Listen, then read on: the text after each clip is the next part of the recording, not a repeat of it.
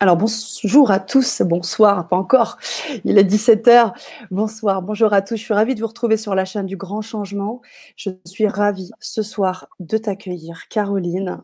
J'enlève notre petite bannière parce que j'aimerais qu'on puisse voir ton nom. On va parler nature, c'est sûr, mais je voulais d'abord eh bien, qu'on se connecte ensemble, qu'on se connecte avec la communauté. Je voulais à tout prix faire cette entrevue avec toi. Je voulais vibrer, j'ai déjà eu quelques vibrations, mais je voulais vraiment faire partager ça à ma chère communauté. Donc, on est ravis de t'accueillir aujourd'hui. Merci beaucoup de m'accueillir, Sana aussi. Je suis ravie d'être là, ravie Cool. d'échanger avec vous. Voilà, dans les good vibes, comme on dit. Les good vibes, exactement. C'est ça. Et moi, tes good vibes, ben, je les ai sentis. Je les ai sentis assez vite. Et je me suis dit, là, il faut vraiment que... il faut que je l'invite et il faut vraiment qu'on ait un temps d'échange avec la communauté. Alors, je vois qu'on a peut-être un petit souci sur Facebook, mais c'est pas grave. De toute façon, je pense qu'on fera la retransmission directement. Là, j'ai un petit bug, mais bon, c'est pas très grave. On va régulariser ça. Moi, j'aimerais aussi que nos chers auditeurs qui sont là avec nous, je sais qu'il y en a déjà pas mal, ben, nous faire un petit coucou, nous dire vous êtes là. Est-ce que vous connaissez Caroline? Est-ce que vous avez peut-être entendu parler d'un livre, d'un roman? Ou peut-être que vous l'avez lu, je ne sais pas. Je vous laisse un suspense avant de commencer là-dessus. Je veux juste m'assurer que tout est OK au niveau technique et pour ça, ben, j'attends vos retours, vos feedbacks concernant la technique. Alors, il y a un petit décalage, tu vois, Caro, parfois entre les commentaires et moi quand je pose des questions, donc on va tranquillement se laisser ce délai. Moi, j'aimerais juste, encore une fois, te remercier pour ta présence et puis peut-être, mais brièvement, te présenter parce que j'ai envie de dire, tu as une expérience et un CV long comme le bras. Quand on voit tout ce que tu as fait, et bien évidemment, on va en parler, mais moi, j'ai avant tout envie de te présenter en tant qu'auteur à succès, ton livre, donc Au nom du corps, que j'ai là. Je n'ai pas encore terminé, hein, mais je le lis. Et puis, oui, auteur à succès, conférencière internationale. Et aujourd'hui, ce qui t'anime, et c'est pour ça que tu es là, c'est que tu accompagnes des personnes à se reconnecter à leur nature. Et c'est d'ailleurs pour ça qu'on a décidé d'utiliser ce titre-là pour la Vibra Conférence, retrouver sa nature. Et j'ai mis nature en majuscule, parce que pour moi, ça avait un sens encore plus profond dans le terme nature. Alors, je peux aussi te laisser compléter ta présentation aussi, si tu as des choses que tu as envie d'ajouter, j'imagine qu'il y en a encore, et le temps que tout le monde se connecte tranquillement avec nous. Écoute, merci de m'introduire comme ça. Effectivement, j'ai un sacré chemin, mais ce chemin, il a été assez tortueux pour justement retrouver cette nature-là, qui est complètement aujourd'hui écrasée, que ce soit au niveau individuel et également au niveau collectif. C'est-à-dire qu'aujourd'hui, la nature, les lois, même notre nature et les lois du vivant, les lois organiques qui sont complètement compressées, comprimées. Et du coup, quand c'est compressé, comprimé, bah forcément, bah, la nature, elle cherche un moyen de retrouver un passage quelque part. Moi, c'est ce qui m'est arrivé dans ma vie. Donc, j'ai vécu une immense crise pour me reconnecter à cette nature-là. Et je crois qu'aujourd'hui, notre monde vit aussi cette crise-là parce que bah, il y a des choses qui sont complètement écrasées, quoi. Et on est dans le comble de l'expertise aujourd'hui, de la technocratie et on oublie toutes les lois du vivant, tout ce qui grouille à l'intérieur de nos corps, tout ce qui grouille à l'intérieur de la terre, tout ce qui est vivant, tout ce qui est vibrant, tout ce qui est énergie. Personne n'en parle. Donc on parle de courbes, de graphiques. Et c'est moi, là, dans ce temps de ma vie, où je m'étais aussi réfugiée parce que j'avais l'impression qu'en étant très intelligente avec mon cerveau, on allait me reconnaître. Et du coup, j'ai comprimé en fait cette fabuleuse, disons, nature qui était à l'intérieur de moi et que j'avais endormie en fait. Hein, voilà. Donc, un chat est venu m'embrasser et me réveiller. C'était Merlin, je le remercie. C'est vraiment réel, symbolique. Et je crois qu'aujourd'hui, on n'est pas du tout dans l'époque du prince charmant, mais on est dans l'époque du je sais pas comment on peut l'appeler, de celui qui écrase tout, qui comprime tout, et qui va non seulement pas embrasser la princesse, mais qui plutôt lui dit ta gueule, quoi.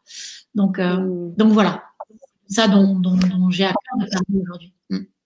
Ouais, et oui, complètement. Je vais dans ton sens parce que moi, ce qui m'intéresse beaucoup aussi quand j'accueille des intervenants, c'est des personnes qui ont aussi une expérience concrète de ce qu'ils témoignent. Et aujourd'hui, c'est aussi pour ça, j'aimerais que tu sois à la fois le témoin d'un certain nombre d'expériences dont tu vas nous parler, et surtout quand on voit le basculement, quand on voit le basculement d'être dans la vie de la matrice avec économiste, les responsabilités, enfin tout ça, et tu en accumules de plus en plus, tu montes au niveau du job.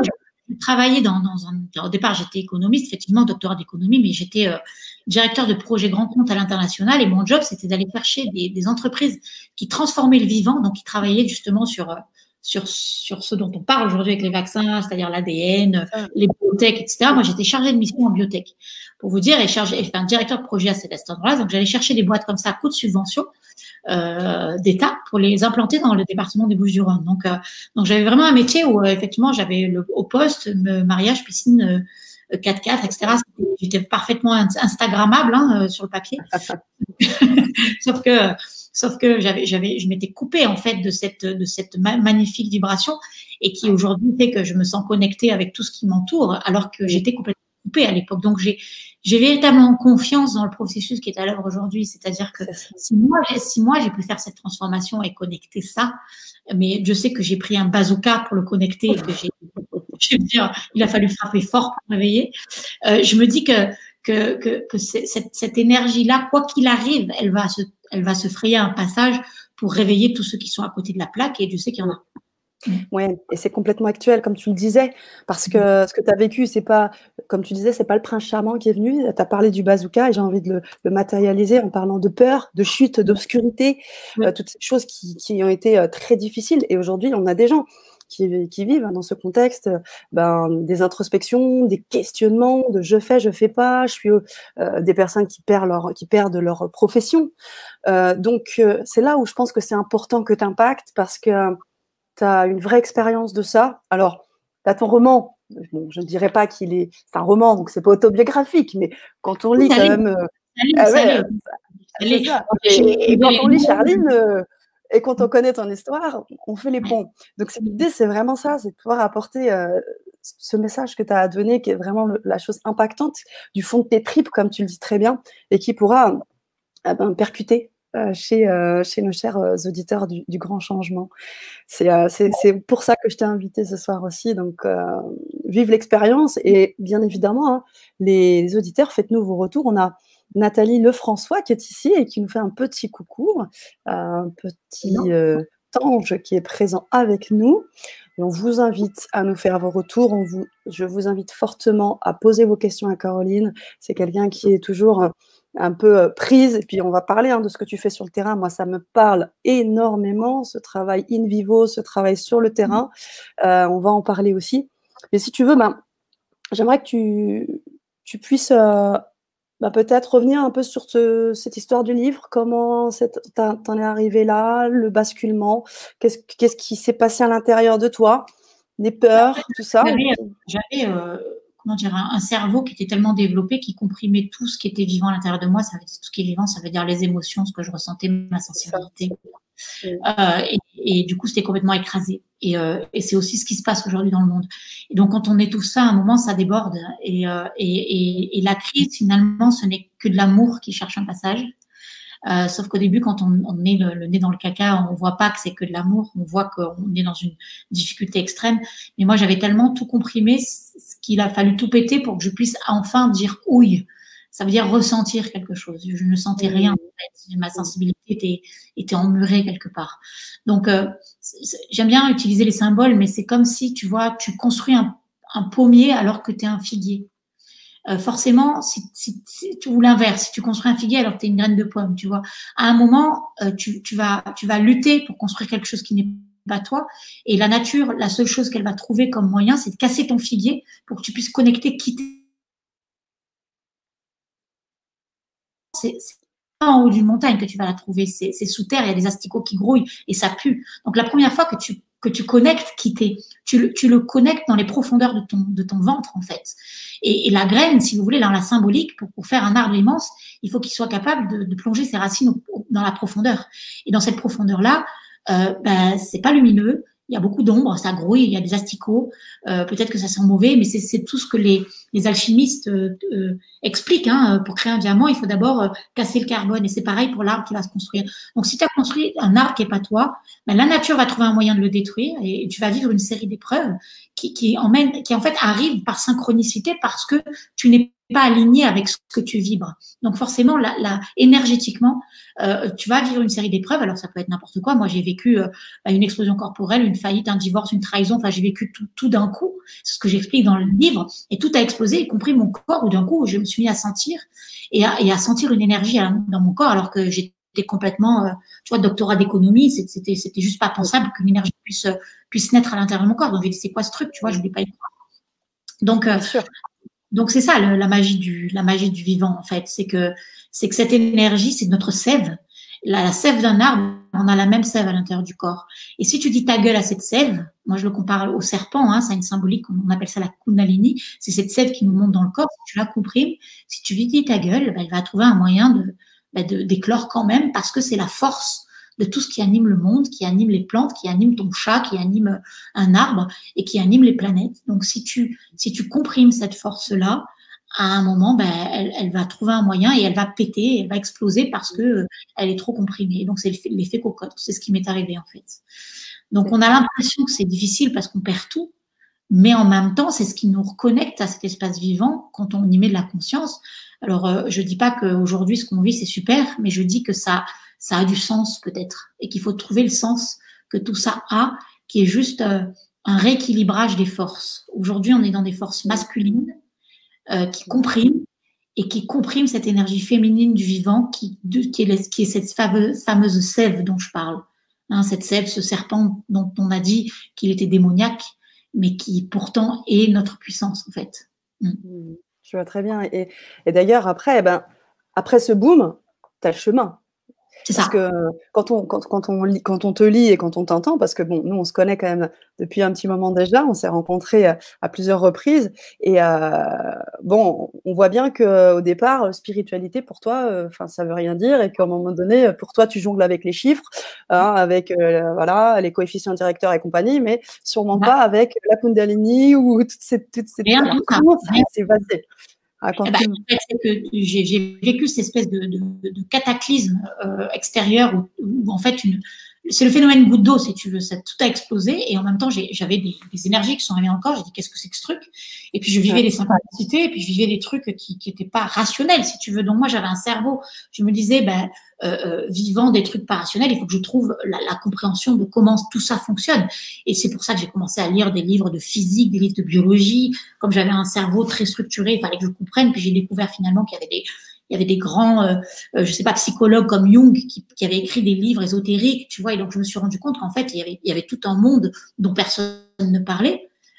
Et qui pourtant structure qui nous sommes. Hein, et c'est là où même j'ai compris en fait qu'on peut avoir c'est comme tous les francs-maçons, etc., qui sont initiés à ces choses-là et puis qui montent des grades, et puis eux, on leur enseigne ce type de choses qui sont des lois spirituelles, mais nous, on n'y a pas accès. Et si quand même tu ouvres la boîte de Pandore, on va te traiter d'illuminé, etc. Et moi, si tu veux, j'ai tout ce monde qui a commencé à s'ouvrir, tu vois, en disant, mais c'est quoi ces trucs, tu vois, les synchronicités, les gens qui me parlent de ça, comme s'il y avait tout ce monde, tu vois, qui était sous le tapis et dont personne ne parlait. Et c'était très dur parce qu'en même temps, moi, je découvrais ça. Et puis ma famille, tu sais, mon père, il greffe des cœurs poumons. Il a fait la première greffe, tu vois. Mes parents sont rationnels, c'est tout. Voilà, tout est. Et moi, je commençais à m'ouvrir ce monde-là et j'ai cru que j'allais devenir schizophrène, tu vois. Mais voilà, c'était magique en même temps, tu vois, de découvrir tout ça. Et je me disais, mais pourquoi on nous a caché toutes ces forces-là? Tu vois, on est une tête, mais on est aussi des émotions, on est une sensibilité, puis on est aussi une conscience, et puis on est aussi de l'énergie. Et donc, quand on arrive à marier tous ces mondes à l'intérieur de nous, et qu'on comprend toutes ces dimensions et qu'elles se battent plus en duel, on arrive à créer en fait notre propre arbre, qui on est, on se pose même plus de questions. Tu vois, une fleur, quand elle pousse, elle se dit pas qu'est-ce que je dois faire, quelle est ma place. Elle le sait, elle le sait. Et nous, on sent plus rien. Donc, comme on sent plus rien, on a oublié quelle est notre essence. Et tu vois bien, dans sens, il y a essence, donc il y a bien le mot sensation qui est de l'énergie, tu vois, de cette sève qui si tu t'y connectes, t'as plus qu'à être au service de ça, tu vois. C'est même plus ce que je dois, c'est juste qu'est-ce que je sens et qu'est-ce que je ressens et comment est-ce que je suis cet élan et cette sève. Sauf que ça demande énormément de courage. Parce que ça, ce que tu es, c'est une différence et il faut prendre le risque à un moment d'être dans cette différence et prendre le risque de ne pas être aimé parce que quand tu vas être toi, tous les gens vont dire mais qu'est-ce que tu es en train de faire? Parce que c'est ton innovation que tu mets au monde, tu vois. Et quand une graine de pomme, elle pousse au milieu d'un champ de figuier, qu'elle est toute petite et qu'elle commence à émerger, tu as tout le monde qui dit mais pourquoi t'as arrêté ce que tu faisais pour faire cette merde? Parce que c'est tout petit au début, bien forcément c'est tout petit. Et puis t'es pas sûr de toi. Et puis on va te juger, on va te dire t'es pas comme les autres, on va te dire mais de quoi tu parles, tu vois. Donc moi quand je me suis mise à écrire un livre ésotérique et que j'ai écrit au monde que je voulais être Merlin l'Enchanteur, tu crois pas qu'on m'a dit vas-y, tu vois. Dans mon monde, on m'a dit t'es complètement taré. Et même on m'a traité d'illuminée et j'ai tout fait, tu sais, de rentrer sous terre tellement j'avais peur qu'on me juge. Donc c'est un sacré chemin d'être soi, c'est le plus dur, c'est le plus dur. Ouais. C'est le plus dur et en même temps c'est le plus magnifique et c'est la mission quoi. C'est aussi notre mission sur terre, c'est de trouver son être véritable, son vivant, comme tu dis. Et là, c'est le chemin le moins fréquenté parce qu'il y a toute la, comment dire, l'argument mono contre nous. Tu vois, c'est comme tu vois aujourd'hui dans les médias, ceux qui ont un peu une voix contraire, ils se font taper dessus. C'est pareil. Quand tu es dans un monde cartésien puis tu commences à être ésotérique, ben, on te tape dessus. Donc ça demande, entre guillemets, hein, ça demande énormément de courage que de suivre cette voie-là. Et puis à un moment, tu y aspires. À un moment, c'est cette étape où tu traverses ces peurs d'être toi. Ben, ça disparaît parce que tu redeviens solide, tu recommences à sentir ta confiance. Et puis tu commences à créer des pommes, tu vois, chargées pour le coup de nutriments, là où avant, quand tu construisais un arbre qui n'était pas le tien, c'était pourri. Ben là, ben on commence à, tu vois, tu commences à être vraiment toi et à vibrer, à prendre confiance dans ton chemin, en fait. Et du coup, qu'est-ce qui se passe à ce moment-là? Tu découvres des capacités.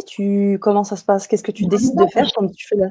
Juste, en fait, c'est pas compliqué, en fait. C'est juste une reconnexion à cette vibration dont je parle depuis le début, qui est de l'énergie. Je sais pas, moi, j'ai commencé à être inspirée. Comment te dire? Pour moi, le réceptacle de tout, c'est les sens. Les sens, dans le sens l'ouïe, l'odorat, le toucher, tout ça. Quand tu sens avec tes sens, pas avec tes émotions, hein, mais quand tu ressens la moindre chose, le sens, c'est ce qui permet de faire le pont entre l'intérieur et l'extérieur. C'est ça qui permet d'avoir ta radio allumée et de capter des fréquences. Tu vois, donc le sens pour moi c'est le réceptacle. Tu vois, c'est ce qu'on dit. Pour moi c'est le Graal parce que si je sens, je vais pouvoir être inspirée par quelque chose de bien plus grand que moi. Tu sais, c'est comme un scotch double face entre le haut et le bas. Si tu vois, tu es touché par la beauté d'un arbre. S'il y a quelqu'un qui rentre dans une pièce, tu vas ressentir et tu vas le capter. Quand tu goûtes, si tu mets de la conscience dessus, tu vas d'un coup sentir tout le goût qui va te prendre toute la tête. Donc tu vois, l'essence, c'est ce qui permet de faire le pont entre le dedans et le dehors et le haut et le bas. Si tu ressens avec conscience, tu vas pouvoir commencer à capter des choses bien plus grandes que toi. Et c'est comme ça que moi, je me suis mis à être inspirée à écrire des poèmes. J'aurais jamais cru que j'étais poète un jour, tu vois. Des poèmes, je me sens traversée par quelque chose. Parce que je suis comme un récepteur, si tu veux, qui capte grâce à qui je suis, Caroline Gauthier, tu vois, mon jeu. Mais je suis traversée par un truc bien plus grand que moi. Et quand ça me traverse, ça va avoir une saveur et une odeur qui m'est particulière, mais qui est traversée par quelque chose qui fait que, waouh, ça touche les âmes, je ne sais pas pourquoi, parce que c'est au-delà de moi. Tu vois. Donc, plus on va travailler sur ces sens, et sur chacun de ces capteurs, en fait, et plus on va pouvoir être transpercé par le plus grand, le sacré, et plus on va pouvoir véhiculer quelque chose qui nous appartient en tant que jeu, mais qui est traversé par quelque chose de plus grand. Et c'est ça, en fait, notre mission sur Terre, si tu veux, c'est de marier le jeu avec cette force-là. Et on ne peut la capter que si on devient ce récepteur, et les récepteurs, c'est les sens. Sauf que les sens, on nous a toujours dit que c'était mal de sentir. C'est ça. Qu'il fallait que travailler le cerveau, tu vois. Mais le cerveau, il capte rien du tout, en fait. Le cerveau, il est au service de ça. On va mettre la structure au service de ça. Tu vois. C'est juste, dans son couple intérieur, nous, ce qu'on fait, c'est qu'on ressent une émotion négative, on se raconte une histoire. Et là, on a un couple prédateur. C'est-à-dire que j'ai une émotion féminin et je me raconte une histoire, un programme, je me raconte un truc masculin qui va dire ta gueule et puis il va faire un dialogue. Ça, c'est un couple prédateur. Par contre, si je dis je sens et j'ai la conscience de cette sensation, là, j'ai la conscience, c'est le masculin, la sensation, c'est le féminin. Et là, j'ai un couple créateur. Tu vois, je suis consciente que je sens l'énergie qui me traverse. Et là, je vais pouvoir être créatrice de quelque chose qui va toucher les gens, quoi. Mais bien sûr. Waouh.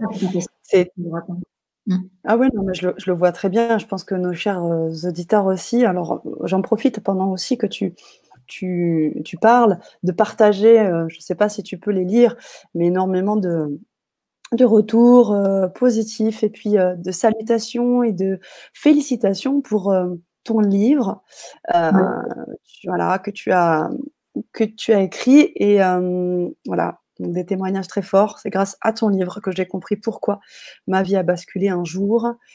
C'est juste génial. Bonsoir, adorez votre livre Au nom du corps. Oui, Merci. tout à fait. Alors, et voilà, on a la communauté qui se connecte tranquillement. Je vous invite, chers auditeurs, vous avez cette chance de pouvoir échanger avec Caroline, donc poser vos questions. N'hésitez pas, on vous invite à le faire. Et moi, ce que je retiens de tout ça, là, j'ai 3 grands mots qui me viennent. Tu m'as parlé des 5 sens, tu m'as parlé de l'amour, et puis tu m'as parlé, en gros, du fait qu'il faut pas avoir peur, qu'il faut dépasser un peu toutes ces peurs qu'on a. Et j'ai envie de te dire, c'est le moment de le faire maintenant. Si on revient 20 ans en arrière, où, comme tu disais, hein, un Huluberlu de maintenant, il était encore pire Huluberlu qu'il y a 20 ans. C'était vraiment quelqu'un qui était complètement fou. Donc aujourd'hui, il y a une porte qui s'ouvre, il y a un égrégore qui se permet, qui peut se créer. Et aujourd'hui, des gens comme toi, des gens comme nous, ensemble, de passer ce message, c'est pour moi essentiel. Aujourd'hui, je sais aussi que, au-delà du livre très impactant, hein, je tiens à le dire, Au nom du corps, c'est un best-seller, mais également des retours, j'imagine que tu as dû en avoir des tonnes. À côté de ça, tu as décidé et tu t'es dit, moi j'ai envie d'agir sur le terrain, j'ai envie d'aller en immersion, j'ai envie d'emmener les gens, les faire sentir, hein, comme tu dis. Tu peux nous en parler un peu? En fait, j'ai créé des programmes en pleine nature parce qu'en fait, j'en avais marre d'entendre, si tu veux, que ce soit en spiritualité ou dans la vie en général ou même dans les entreprises, c'est le masculin qui prévaut. C'est-à-dire que même dans le développement personnel, on est toujours, tu sais, dans de la performance, où on grimpe vers la lumière, tu vois. Et c'est toujours grimper, mais on oublie toujours les fondations. Et les fondations, c'est le féminin, parce que c'est le réceptacle. Tu sais, t'as le triangle du bas, mais tu as aussi le triangle du haut. C'est ce qui permet si tu veux, le chakra du cœur a comme symbolique, si tu veux, l'étoile de David, dans le sens où c'est la conjonction du triangle du bas qui est le féminin et le triangle du haut. Et on ne parle que conscience, lumière, triangle du haut. Donc, tu as la pyramide, d'accord? Mais qui parle du creux? Jamais. Pour construire une cathédrale, il faut des voûtes. Il faut pas des voûtes, il faut des cryptes, si tu veux, dans lesquelles on appelle ce qu'il y a la Vierge Noire. Et c'est pour ça qu'en fait, moi, j'ai créé des immersions en pleine nature parce qu'on descend dans des grottes. Parce que dans les grottes, en fait, c'est l'idée de descendre dans l'antre de la terre, et la terre, c'est la mer et c'est le féminin. Donc, c'est là où tu vas puiser ta nourriture et tu vas puiser la terre et l'eau. Et alors, le féminin, c'est le feu et l'air. Donc, le feu, c'est la spiritualité, c'est la conscience. L'air, c'est la structure. D'accord? C'est les objectifs, vers où je vais, etc. L'efficacité, la performance, les objectifs, la vision, enfin tout ce que tu veux. Ça, c'est le masculin. Mais la terre et l'eau, la terre, c'est l'énergie. Donc, c'est là où est plantée ta graine. L'eau, c'est les émotions. Donc, tu vois bien que ces deux éléments sont des éléments féminins dont on n'entend pratiquement pas parler partout. Et je me suis dit, quoi de mieux qu'en fait d'aller pour aller se trouver et connecter cette nature et trouver la graine qu'on est, que de descendre dans l'antre de la terre-mère, là où tout a commencé, parce que c'est à cet endroit-là qu'en fait on est programmé pour créer notre mission sur Terre, de revisiter cet espace-là pour comprendre quelle est notre vision sur cette Terre et surtout quelle est la graine que je suis et de quelle énergie je suis porteuse. Et donc, comme moi, dans mon roman, je parle en fait de ces terres dans lesquelles j'ai eu une initiation par synchronicité, j'ai écrit ce livre sur ces terres-là et j'ai fait un stage sur ces terres-là où, avant de grimper, on commence à descendre. Tu vois, donc on descend dans l'antre de la terre pour comprendre qu'est-ce que j'ai dans mon utérus. Tu comprends? Parce que symboliquement, il y a 7 chakras. Tu as les 3 premiers qui sont les chakras qui sont plus de la terre, la sexualité, qui sont de la grotte. Et ensuite, je monte, je j'irrigue mon cœur de cette énergie qui est la première énergie des 3 couleurs des premiers chakras. Parce que si ces 3 premiers sont pas ouverts et que je comprends rien dessus, et que je les transforme pas, mon cœur ne pourra pas être irrigué. Et c'est ce qu'il y a aujourd'hui sur la planète, c'est que les gens sont déconnectés du cœur. Il n'y a qu'à voir on fait plein de mesures qui paraissent avoir peut-être du sens logique, mais en tout cas qui sont absolument connectées au cœur. Et ensuite, on commence à grimper et on commence à construire un projet. Tu vois, et là, on se met à monter une montagne, d'ailleurs, dans les immersions en pleine nature que je fais, mais je monte pas tant que je ne suis pas pilote, tu comprends. Et ça, c'est pareil quand tu montes un projet. J'adore parler de ces 4 éléments parce que on les met pas n'importe où et n'importe quel moment. Les chamans le savaient très bien. Ils parlent de leur roue de médecine, notre roue de puissance intérieure avec la conjonction de ces 4 éléments. Donc, par quoi je commence, où je vais, etc. Et comment moi, je peux créer un projet, comment je peux vivre ma nature, si tu veux, en comprenant que j'ai ces 4 forces à l'intérieur de moi et que j'ai besoin de marier à l'intérieur pour créer qui je suis, tu vois. Sauf que ces forces se battent en duel parce que si tu mets de l'eau et du feu en même temps, tu comprends bien que ça peut s'annihiler. Et si je mets pas de la conscience et de l'amour dans ces 4 forces, ça va se battre en duel. Donc, il y en a qui vont être très cartésiens et qui vont comprimer les émotions. T'en as qui vont être que émotionnels et puis qui vont avoir aucune structure. Non, l'idée, c'est de marier ça. C'est de marier ces forces. Voilà. Waouh, waouh, que d'harmonie, ça me parle. Et ces immersions, elles durent combien de temps Ça dépend parce que j'ai proposé plusieurs modèles. Je faisais beaucoup de particuliers, j'avais énormément de listes d'attente. Et puis après, comme j'étais beaucoup dans les projets, j'ai plutôt centré ça sur un 5 jours pour entrepreneurs, pour que travailler sur l'aspect développement personnel et pour concrètement, qu'est-ce que je fais, de qui je suis, tu vois. Parce que souvent, ce que je remarquais, c'est qu'il y a beaucoup de stages de développement personnel, puis on rentre chez soi, on ne sait pas quoi faire. C'était, tu vois, marier mon côté très économiste aussi, qui est mon ancienne vie. Tu vois, pour dire, OK, mais une fois que je sais qui je suis, je vais pouvoir aussi créer quelque chose dans lequel je vais pouvoir faire une œuvre, si tu veux, et un projet qui soit viable dans le temps. Et donc, aujourd'hui, c'est plus des immersions pour entrepreneurs, si tu veux, que je fais en lien avec, tu vois, marier le spirituel et l'entrepreneuriat, en fait. Voilà. Donc, ça dure 5 jours, ces immersions-là. Alors, je n'en ai plus fait depuis mars dernier, puisque avec le confinement et tout ça, voilà, j'avais pas l'énergie pour contrecarrer toutes les barrières à l'entrée qu'il pourrait y avoir. Je suis aujourd'hui, moi, je suis plus être dans le flow plutôt que dans la lutte. Donc je lutte pas. Je me sers de ce moment-là aussi pour rentrer en introspection et rentrer dans des phases créatives aujourd'hui beaucoup plus que de stage en fait. Donc moi, je suis dans une période là très créative intérieurement. Bien sûr, et puis de partage aussi, parce que comme le disait Arnaud Rioux, que j'ai reçu il y a quelques temps, qui disait que en fait le confinement l'avait vraiment aidé et inspiré, parce que du coup il a pris plus de temps à partager en ligne et il a amené énormément de personnes avec lui dans le cadre de stages, alors pas forcément du coup en présentiel, mais à travers seulement le net, où le partage se fait comme tu fais aujourd'hui. On a ces personnes qui nous suivent, cette communauté. Alors, c'est pas trop dans le partage que j'ai fait ça. Ça a été plus du côté, je me recentre sur moi et sur ce qui me fait vibrer. Donc, comme j'avais beaucoup développé, donc j'étais dans une phase où j'étais beaucoup dans la croissance de ce que je mettais en place. Je suis plus venue dans, qu'est-ce que j'ai envie, moi, de faire aujourd'hui. Donc là, je suis plutôt dans l'aspect musical, tu vois, comme j'écris des poèmes. Donc j'allais en parler. Passé la semaine dernière, tu vois, avec des musiciens en train de créer une musique autour de ce que j'écris. Enfin voilà, donc je suis dans une côté très créative en me disant, comment est-ce que ma créativité peut servir le monde, en me disant que peut-être les musiques, les poèmes pouvaient toucher les cœurs et ouvrir les cœurs dans une période obscure, quoi. Waouh. Et j'ai eu l'occasion d'ailleurs d'écouter une de tes créations à la journée de l'audace organisée par Yannick Alain et Sonia Sardonnens, où tu as pu nous faire une belle prestation de slam et j'ai adoré. D'ailleurs, il faudrait que, je ne sais pas si tu l'as, mais j'ai envie de la réécouter. Donc si quelqu'un l'a filmé, je la veux. Le slam, je l'ai fait, enfin je l'ai créé, je l'ai écrit. Et la musique, si tu veux, elle était sur Grand Corps Malade, donc je ne peux pas la diffuser puisque c'est une musique qui m'attire pas. Du coup, là, justement, j'ai passé une semaine avec des musiciens. On a créé une musique autour de ce slam et dans le but de justement de pouvoir le proposer. Et là, la musique juste malin, juste terrible. En plus, ce sont des musiciens qui travaillent, si tu veux, avec des musiques de haute fréquence, parce que tu sais qu'aujourd'hui, les musiques qu'on nous balance à la tête sont souvent dans des vibrations basses et qui nous maintiennent en fait dans le bon éveil. Donc là, l'idée, c'était vraiment de mettre une musique qui accompagne ce slam, qui soit harmonisée avec les fréquences dont on avait besoin pour monter en énergie. Donc voilà, je travaille en concert avec eux et on s'est régalé à créer ça, parce que tu vois là, moi, quand je suis vraiment dans mon côté, plus j'avance et plus je rentre dans mon côté artiste et moins dans mon côté thérapeute, tu vois, je crois qu'on fait un métier pour se guérir soi avant tout, tu vois. Et une fois qu'on s'est guéri, on passe à autre chose. Donc, c'est un chemin. C'est un chemin et il est beau ce chemin, dis donc. J'ai plein de questions. Alors on va les prendre tranquillement si tu veux bien, Caro. Marc, salut, qui me dit bonjour. Est-ce que se reconnecter au divin, comme je l'ai fait, correspond à la première initiation spirituelle?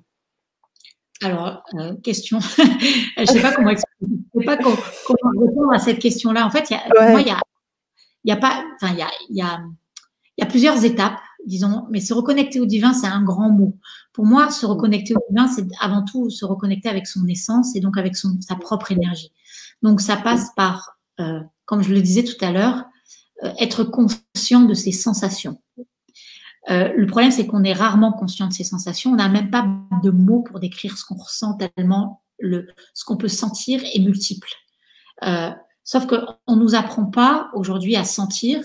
Souvent, quand on nous arrive un truc, on va se fermer, parce que quand on ressent, par exemple, une émotion douloureuse, on va avoir un mécanisme de réaction pour éviter de sentir ce qui est douloureux. Et du coup, ça nous coupe de toute cette coupe magnifique qui est le réceptacle du divin, justement. Je donne un exemple. Si je suis, je sais pas moi, je souffre d'une blessure d'abandon, tu vois, et je suis avec mon mec et il décide d'aller boire un coup, il passe le pas de la porte. La première chose que je vais faire, plutôt que de sentir ce qui se passe, je vais être dans l'interprétation de ce qui est en train de se passer par rapport à ce que j'ai vécu. Et comme j'ai vécu une blessure d'abandon, tu vois, je vais dire, oh putain, il m'abandonne, et tout de suite, comme c'est douloureux, je vais pas sentir la douleur, je vais me fermer, je vais dire c'est un connard, tu vois, comme tous les autres. Je te donne un exemple. Donc, on part dans la scénarisation plutôt que dans l'espace de ce que je ressens. Si vraiment je me mettais à être consciente de ce qui se passe, je dirais pas c'est un connard, tu vois. Je dirais ok, je suis triste, je suis en colère peut-être, j'ai peur, tu vois. C'est déjà la première étape. Mais j'y suis encore pas là, parce que si je dis je suis triste, j'ai au fait de raconter c'est à cause de lui, tu vois. L'idée c'est de dire ok, si je suis en colère ou si je suis triste, ça me ramène à quel besoin qui est important pour moi, tu vois. Et là, si je me ramène à moi, je vais prendre la responsabilité de ce qui se passe et je vais me dire ok, si je suis triste, c'est parce que en fait je ressens un vide abyssal là. Le vide de l'abandon, tu vois. Mais qui a envie de plonger dans ce vide abyssal? Personne. Donc, on préfère accuser l'autre qui s'en va plutôt que de sentir ce vide, tu vois. Et si je plonge, en fait, dans cet endroit-là, plutôt que de mettre des mécanismes de réaction qui m'empêchent de ressentir, ça va être terriblement douloureux de sentir cet endroit. Mais par contre, ça va être le début de la connexion à qui je suis vraiment. Parce que dans ce vide-là, on va se rendre compte que la sensation, c'est là où je dis le mot sensation est important, la sensation du vide est tout sauf vide. Elle vibre, la sensation du vide. Elle vibre parce que je vais pouvoir y donner une saveur, une texture, une couleur. Et je vais commencer à sentir quelque chose qui crépite à l'intérieur de moi. Et je vais commencer à sentir ce que j'appelle l'énergie. L'énergie, elle est dans la sensation. Sauf que comme ça faisait tellement mal, je me suis jamais autorisée à toucher cette énergie-là. Et là, c'est bien connu, mais dans le vide, il y a le son de Dieu, c'est la vérité. C'est-à-dire que si j'ai le courage de traverser toutes ces émotions dont je parlais, que j'ai le courage de sentir le vide, je vais sentir comme une alchimie, je vais mettre de la lumière sur cet espace-là et je vais commencer à sentir la chaleur de ce qu'on va appeler le divin, dont parlait la personne tout à l'heure. C'est que moi, plus je plonge dans mes blessures, plus je sens dans mon corps l'énergie du divin. Parce que je fuis plus. Je vis tout ce qui existe et je porte aucun jugement sur ce qui est en train de se passer. Je ne suis pas en mécanisme de réaction, attaque, fuite, repli, mais dans l'ouverture de mon espace de vibration avec mon espace, ma conscience de lumière qui vit ce qui est en train de se passer. Et là, il y a une véritable alchimie et une vraie connexion. Je pense que c'est le début, ça, de l'initiation. Ouais, carrément. Je vois tout à fait et c'est tellement bien expliqué. On a l'impression des fois on n'a pas les mots, hein. Des fois on est, dans une déficience lexicale comme ça, on peut pas et là tu arrives à trouver ces mots pour faire ce lien. Alors, il y a Marc qui est d'accord, il dit: «Je confirme être réellement connecté à qui je suis vraiment». Donc je pense qu'après, il y a encore plein de choses. Super. C'est qu'il Ça, y a c'est pas un chemin ça prend dans dans ces moments de conscience, c'est un chemin douloureux. Moi, connecter ces endroits-là, c'est avoir envie de hurler des fois. Hein. On se retrouve à quatre pattes par terre en train d'évacuer tout ce qu'on a pu comprimer de blessures accumulées du passé, mais c'est le seul moyen pour toucher qui on est vraiment et pour se mettre à vibrer et être le réceptacle de tout sans nous fermer. C'est ce qu'on appelle la magie du cœur brisé ouvert. Hein. C'est-à-dire que si je suis capable d'être en conscience dans un cœur brisé, je vais sentir des choses qui me transcendent en fait dans cet endroit-là.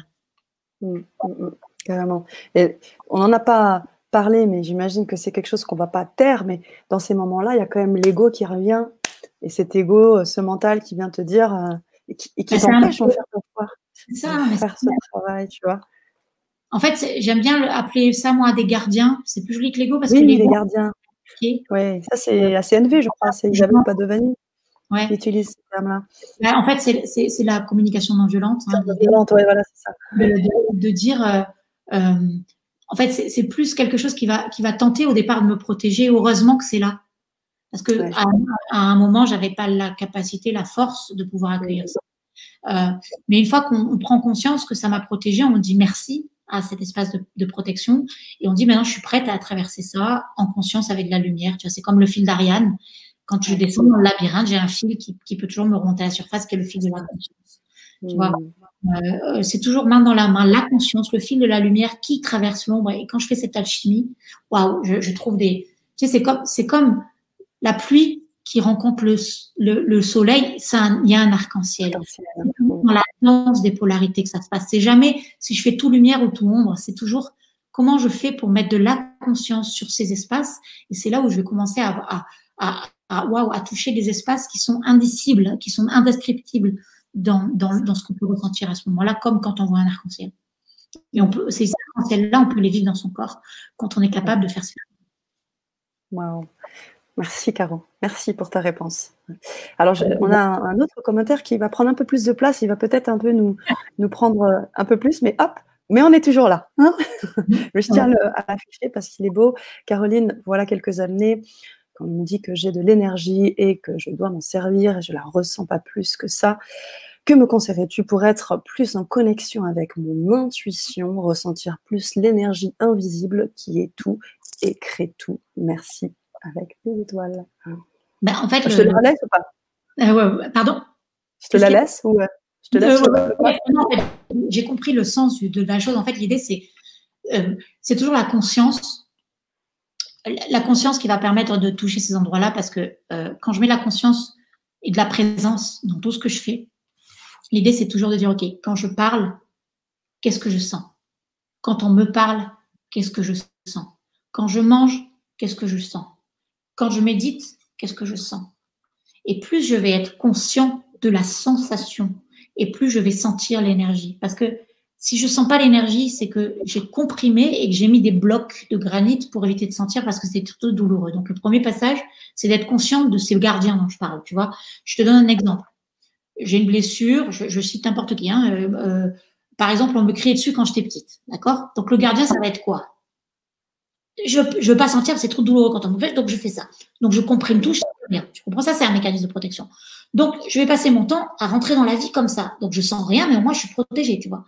Donc le premier cas, c'est que je peux pas sentir l'énergie dans ces gars parce que je ressens rien. Je traverse la vie comme ça va, ouais, toi, tu vois. Et puis voilà. Donc là, forcément, je peux pas sentir que j'ai de l'énergie. Donc le premier pas, déjà, ça va être de sentir, enfin de conscientiser ce gardien, ce mécanisme de protection. Donc quand on me crie dessus, tu vois, je vais être conscient que je mets cette protection en place. Et je vais être surtout conscient que ce gardien, il ne me sert plus à rien. Et au contraire, il me coupe de mon vivant et de mon énergie. Ça, c'est le premier passage. Donc, OK, tu es prêt à lâcher ça parce que je te préviens, quand tu vas lâcher ce gardien, tu vas sentir ce que tu t'es empêché de sentir au moment où on te crie dessus. Il sert à ça, ce gardien. Tu es prêt ou pas Je sais pas, tu vois, là, maintenant que tu me dis ça, je sais pas si je suis prêt. Parce que je suis peut-être pas prête à sentir ce que cet enfant ressentait quand on lui criait dessus, tu vois. OK, mais c'est à toi de faire le choix. Ce gardien, tu lui dis merci Et qu'est-ce que tu fais maintenant? Ok, je le lâche. Allez, tu le lâches. Quand tu vas le lâcher et que tu te mets à sentir cette émotion de l'enfant sur qui on crie, tu comprends? Envoyer un écran de fumée ou se mettre comme ça, c'était un gardien. Mais une fois que je me mets à sentir, qu'est-ce que je vais sentir? Un écroulement. Je vais sentir que je suis tout petit, je vais me sentir comme une merde, je vais sentir je sais pas quoi, je vais avoir envie d'hurler, je vais sentir de la tristesse, je vais sentir plein de choses que je vais libérer, qui est enfermée depuis tellement de temps. Tu sais, si je libère la princesse, d'abord, je vais d'abord traverser les dragons. Mais est-ce que tu as un masculin qui est prêt à traverser la forêt obscure ou tu as un masculin qui est le caguette, comme on dirait à Marseille, qui préfère se barrer et pas traverser toutes ces émotions douloureuses? Qu'est-ce que tu préfères? Tu vois, c'est ça le masculin, c'est la conscience sur cette douleur. Si tu as un vrai prince charmant à l'intérieur de toi, tu vas aller regarder ces dragons. Ok, tu vas dire, je vais arrêter de ça, je vais regarder. Ouah, ça fait mal. Ok, je t'accompagne, je te prends dans les bras quand tu pleures. Mais je te garantis, quand tu te mets face à ça, tu hurles vraiment. C'est ton enfant qui hurle vraiment. Et une fois que tu as fait ça et que tu es prêt à faire ça, tu vas commencer à sentir la réelle énergie que tu as comprimée toutes ces années. Mais tu ne peux pas faire l'économie de ce chemin pour sentir la sensation et l'énergie dont on parle. Et je réponds du coup à la question. Cette énergie, tu vas être conscient déjà des gardiens, puis tu vas travailler avec des respirations aussi pour enlever tes blocages, tu vois. Et plus à chaque fois, tu vas peut-être pas y arriver. La prochaine fois qu'on va te crier dessus, peut-être que tu vas te voir en train de faire ça. Mais c'est déjà un premier pas. Ah tiens, je me vois en train de faire ça, tu vois. Puis la deuxième fois, tu te verras encore faire ça. Puis la troisième aussi, puis la quatrième, tu arrêteras. Et puis tu te sentiras tout petit. Et puis après, tu vas ressentir ton énergie. Puis tu vas être capable de dire, oh, là, t'empiètes sur mon territoire, c'est non. Tu vois, c'est un premier pas déjà sur le fait que là, tu as l'énergie qui monte. Et puis là, il y a la réelle énergie qui va s'inviter à l'intérieur de ton corps et tu vas être dans la pleine puissance, y compris de guérison, de tout ce que tu veux, parce que ça va être ton énergie qui te traverse et il y a plus aucun rempart, plus aucune protection qui t'empêche d'être en lien avec cette puissante énergie qui anime le monde et qui anime ton corps. Donc, il y a un travail de conscience sur tes gardiens, puis il y a un travail aussi de respiration possible, comme par exemple les méditations actives qui sont des excellents accélérateurs pour toucher cette énergie-là. Il y a du Kundalini Yoga aussi qui peut énormément aider pour ouvrir en fait tous ces espaces énergétiques qui sont comprimés à cause de tous ces gardiens qu'on a mis en place pour éviter de souffrir. Voilà, il y a plein de choses à mettre en place pour accélérer le processus de réveil en fait énergétique. J'espère être claire sur les réponses. Ah oui, ça me parle. Puis tu sais, c'est très souvent ce qu'on entend aussi quand les gens veulent se reconnecter avec une forme de médiumnité ou des capacités. Et on leur dit, mais il n'y a pas de travail personnel à faire. C'est justement à laisser entrer les choses en nous. Et il y a des choses, il y a des tris à faire. Et ça arrive en fait tout seul, sans qu'on le demande. Pour laisser rentrer, il faut que tous nos sens soient en éveil, tu vois. Le problème du médium, si tu veux, c'est qu'il y en a qui ont tellement les sens ouverts qui se font aussi envahir. Donc, il faut aussi trouver l'exact équilibre, si tu veux, entre l'ouverture et pas se perdre. Tu vois, parce qu'il y en a qui sont absorbés par les archétypes, hein, et c'est les gens qui deviennent forts, c'est-à-dire qu'ils sont tellement aware, entre guillemets, qu'ils sont aspirés par l'énergie en question et que leur jeu n'existe plus, tu vois. Donc, c'est toujours... et c'est pour ça qu'il y en a dont on dit qu'ils basculent dans la folie, c'est qu'il leur manque de structure. Moi, c'est toujours du « et », tu vois. C'est conscience, structure, masculin et énergie. Tu sais, c'est pas pour rien que le caducée, il y a un axe du masculin et il y a les serpents du féminin qui s'entourent autour, tu vois. C'est la structure, l'axe et l'énergie. L'énergie, tu n'existes plus en tant que je, tu vois, là-dessus. C'est important de souligner. Merci, Caro. Merci. D'autres questions encore pour toi, que penses-tu de la loi d'attraction? Nous demande Brigitte. La loi d'attraction, c'est une vérité absolue. Après, c'est quelle est la lecture que tu as? Parce que beaucoup dessus, l'ont transformé comme si on avait un pouvoir là-dessus. Or, on n'a pas de pouvoir là-dessus parce que, il y a 90% d'inconscient. On est constitué de 90% d'inconscient. Ça veut dire qu'il y a 10% de conscient, donc de ma volonté. Il y a des émotions qui nous traversent, dont on peut ne pas avoir conscience si j'ai pas travaillé sur moi. Donc pour pouvoir se servir dans la réaction, je pense qu'il faut être très conscient de tout ce qu'on a refoulé, parce que le plus souvent, c'est le refoulé qui va créer.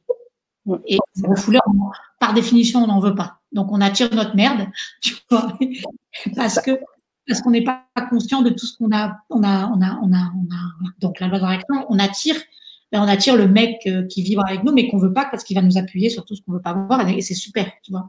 C'est le premier pas. Mais pour pouvoir, entre guillemets, maîtriser cette loi, et j'aime pas ce mot-là, mais pour vivre avec, c'est que déjà, il faut être conscient qu'on peut pas maîtriser ça et que c'est plutôt ces forces-là qui vont nous guider et qu'on doit se mettre à leur service. Moi, je préfère ça plutôt que de la tourner de telle sorte que c'est comme si c'est moi qui allais créer, j'ai un super pouvoir créateur. Mais ce pouvoir créateur, c'est le créateur qui préexiste à moi, Caroline Gauthier. Tu vois, donc c'est plutôt à moi de sentir cette force et de me laisser traverser dans la guidance qu'elle doit me donner, plutôt que moi qui dis, bah, je me sers de cette loi pour acheter une maison et être multimilliardaire, tu vois. Parce qu'il y en a beaucoup qui sont servis de cette loi comme ça. Alors oui, on peut guider un peu, mais pas si c'est en inadéquation avec notre nature, tu vois. C'est ça que je veux dire. Je ne sais pas si je suis claire dans la Si, moi j'ai bien compris. Et Virginie, on t'invite bien évidemment à nous faire un petit retour, comme l'ont fait Marc, qui te remercie, et également Dom, sur l'avant-dernière question. Merci Caroline, car oui, j'ai déjà beaucoup pleuré et respiré, mais merci. Peut-être plus travailler sur le corps. Ah ben, de toute façon, c'est que ça, c'est travailler que sur le corps pour l'énergie. Après, on y met corps avec conscience. Hein. C'est toujours pareil. C'est toujours les deux en même temps, mais c'est l'espace de la sensation. Être très présent, conscience, à la sensation. Et la sensation, ça veut dire quoi? Ça veut dire c'est froid, c'est chaud, c'est dur, c'est ouvert, c'est fermé. Et puis plus on est en lien avec ça, plus on va sentir des choses qui circulent dans le corps.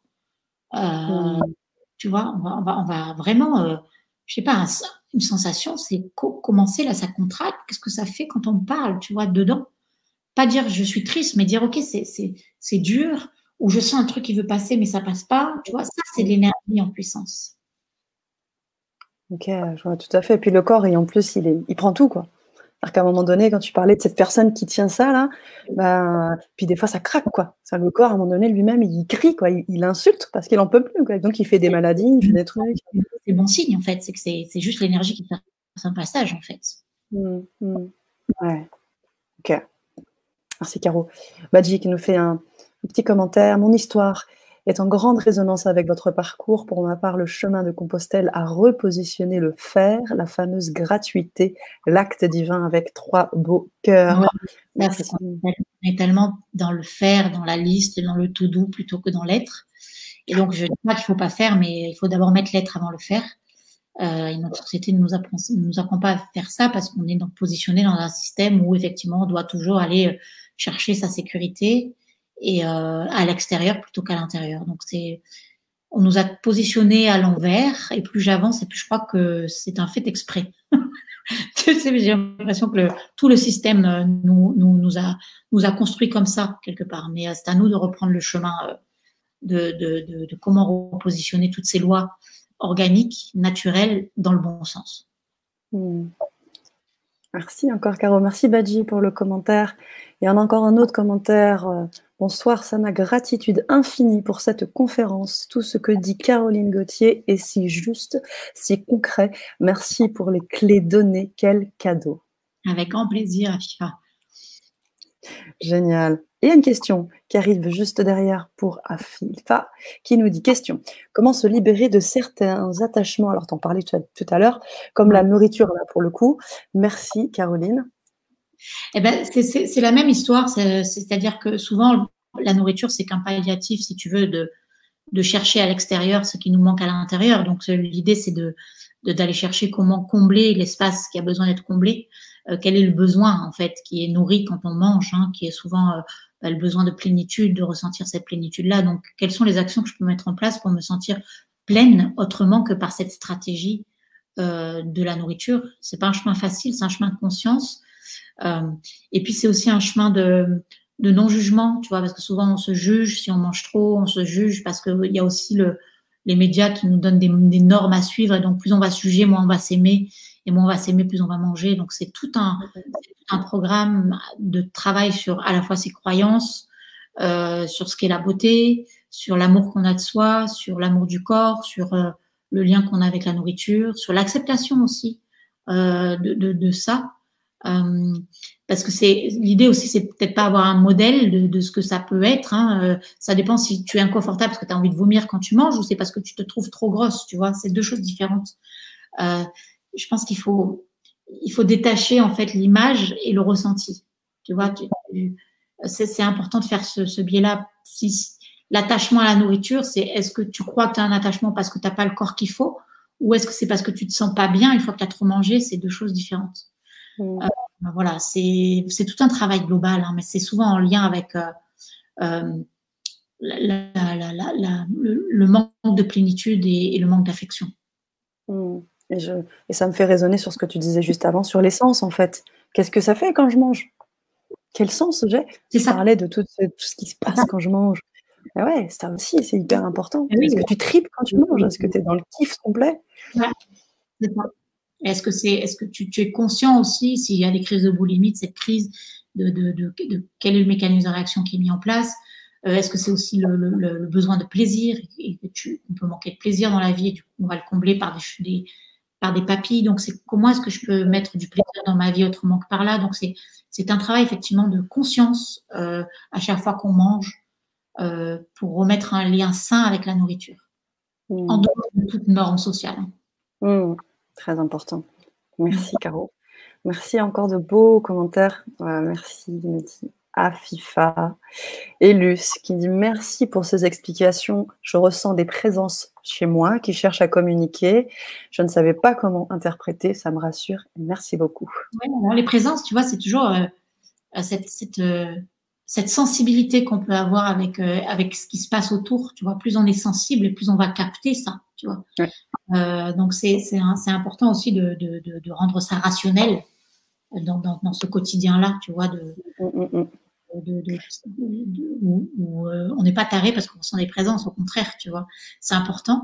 Et puis moi, par exemple, ces présences, elles viennent, tu sais, dans l'univers, tout est polarisé. Donc, c'est un équilibre et une danse des énergies dans le corps. Tu sais, les acides aminés sont des formules chimiques qui rassemblent des plus et des moins pour trouver un équilibre. Ça s'appelle l'homéostasie. Dans la nature, c'est la même chose. On cherche l'homéostasie. Moi, par exemple, quand je me suis éveillée à tout ça, il y a deux archétypes qui sont venus me visiter. C'est Marie-Madeleine et Marin l'Enchanteur. Non pas parce que j'étais l'élu.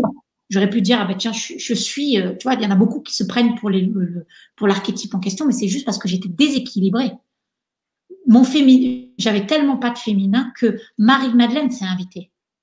Parce qu'elle est venue compléter ce qui me manquait. J'étais tellement dans le masculin que cet archétype est venu pour équilibrer quelque chose qui, tu vois, quand tu travailles en économie, que tu fais du business et que tu implantes des boîtes à de millions de subventions et que tu diriges une grosse équipe et que tu achètes des piscines et des 4x4, tu comprends bien que tu es dans une polarité extrême comme l'est dans notre monde aujourd'hui. Et que quand je me suis éveillée, Marie-Madeleine est venue parce que c'était carrément la profondeur, c'était l'opposé de là où j'étais. Et elle est venue me montrer un message pour que je me rééquilibre. Donc les entités, entre guillemets, les présences, sont là pour harmoniser l'ensemble. Parce que tout est une danse dans l'univers.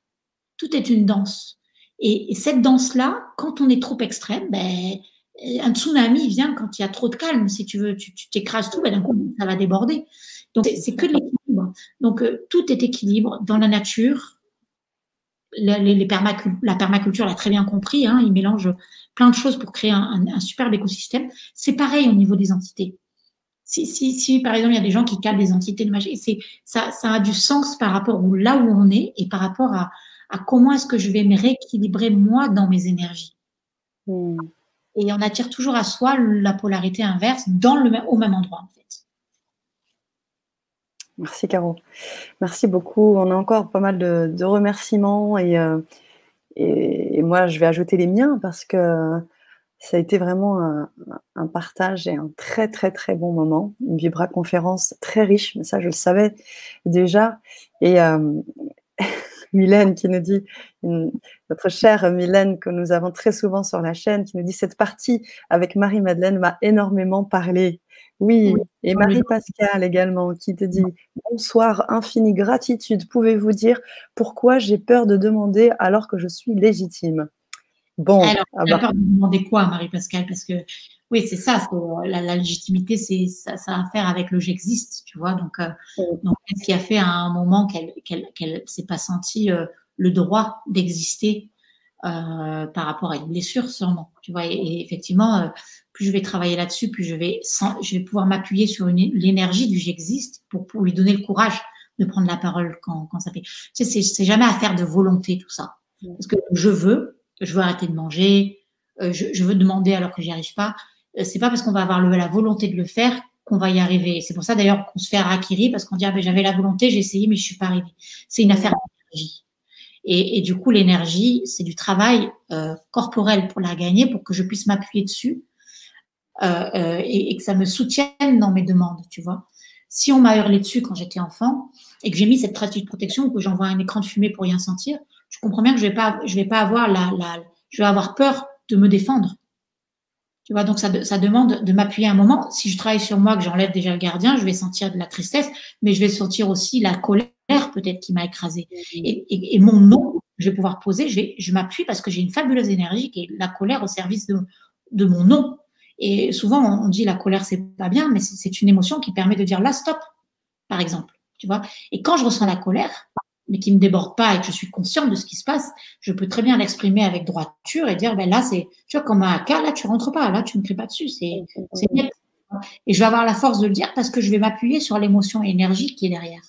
Et c'est pareil pour la légitimité, c'est une affaire de confiance en soi et de sécurité intérieure qui me permet de m'asseoir et quoi qu'on me dise dehors, je suis capable de le poser et de dire ça, tu vois, ou de soutenir je sais pas, moi aujourd'hui sur les réseaux sociaux, je vire complotiste entre guillemets, bon, mais oser exprimer ce qu'on est et se prendre des scuds, c'est ça être aligné. C'est-à-dire que ce que vous pensez, moi c'est ce que je vis et c'est ce qui me semble juste. Toujours avec empathie et toujours avec amour. Bien sûr, bien sûr. Et puis, c'est respecter aussi ses besoins. C'est qu'au bout du compte, il y a un vrai besoin pour Marie-Pascale de s'exprimer. Il faut qu'elle arrive à le détecter en elle et à l'exprimer le mieux possible. Ouais, carrément. Alors, on a une question de Badji qui voulait savoir comment te joindre. Alors, moi, ce que je vais faire, c'est que dans le chat, je vais mettre ton site internet. Ouais. Déjà. Caroline Gauthier. Ouais, je l'ai. Je pense que je l'ai. Tu me dis si c'est bien ça. Hop, c'est ça. On est bon? Ouais, c'est ça. Alors, dessus, il y a des magazines, il y a un magazine mensuel gratuit. Il y a des à télécharger sur voilà, c'est ça. Il y a plein de choses, des poèmes. Il y a des poèmes. Il y a des articles. Il y a aussi le chemin un peu. En tout cas, parce qu'il y a une conférence qui s'appelle Vive sa nature. Donc, derrière, il y a des programmes à acheter, mais il n'y a aucune obligation. C'est-à-dire, déjà, vous pouvez assister à plein de conférences qui sont complètement gratuites, dans lesquelles vous êtes, à la fin, il y a des invitations pour suivre des programmes, mais vous n'êtes absolument pas obligé de le faire, loin de là. Mais au moins, vous avez plein de clés, là. Moi, d'ailleurs, par exemple, dans le webinaire sur Vive sa nature, vous allez voir l'arbre avec les 4 éléments, le dosage, comment on les reconnecte. Voilà, il y a des documentaires sur la Kundalini aussi dans l'onglet ressources. Voilà, il y a plein de choses, qui sont accessibles et en accès complètement libre et gratuit. Voilà, on peut déjà vachement cheminer sans rien acheter. Voilà. Mais c'est cool. Merci pour cette générosité.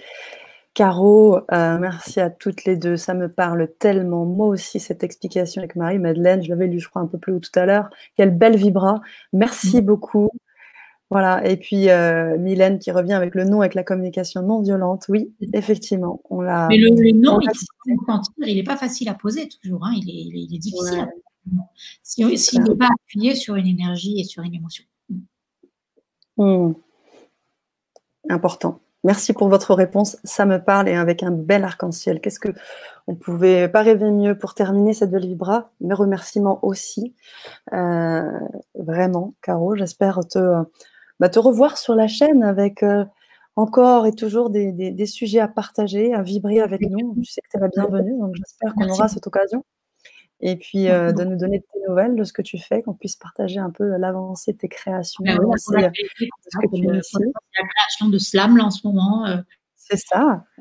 Voilà, donc cet aspect musical me parle aussi beaucoup. Voilà, ça me porte. Voilà. Génial. Eh bien, merci encore une fois. Merci à tous de m'avoir écouté et j'espère à bientôt. Ah bah, je l'espère aussi. Arlette aussi qui nous remercie. toutes les deux pour cette conférence. Et si vous n'aviez pas le livre, on va finir là-dessus. Si vous n'aviez pas le livre, courez le chercher. Voilà, au nom du corps, il est là. Il est là. Merci Caro, belle soirée à vous tous. Je vous embrasse tous. Merci encore Caro.